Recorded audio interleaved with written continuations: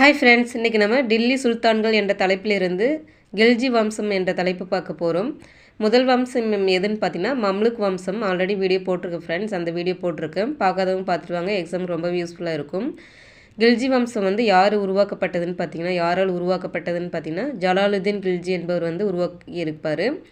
அவருடைய ஆட்சி பார்த்திங்கன்னா 1290 1320 வரை இருக்கும். இந்த கில்ஜி வம்சமுடைய ஆட்சி இருக்கும். இந்த கேள்வி கேட்கலாம், கில்ஜி வம்சம் யாரால் தோற்றுவிக்கப்பட்டதுன்னு கேட்கலாம். யார் தோற்றுவிக்கப்பட்டதுன்னு பார்த்தீங்கன்னா ஜலாலுதீன் கில்ஜி என்பவர் உருவாக்கியிருப்பார். காராவின் பொறுப்பு ஆளுநராக அலாவுதீன் இருப்பார். அலாவுதீன் யாருன்னு பார்த்தீங்கன்னா ஜலாலுதீன் கில்ஜியுடைய மருமகன் அலாவுதீன். இவர் என்ன பண்ணியிருப்பாருன்னு பார்த்தீங்கன்னா, இவர் ஜலாலுதீன் அவருடைய மாமனாரை கொன்னுட்டு அலாவுதீன் கில்ஜி ஆட்சிக்கு வந்திருப்பார். இவர் ஒரு 3 ஆண்டுகள் தான் இருந்திருப்பார். ஜலாலுதீன் கில்ஜி 3 ஆண்டுகள் தான் ஆட்சி செய்திருப்பார். அதுக்கப்புறம் இவர் கொன்றிருப்பார். 1307 ஆண்டு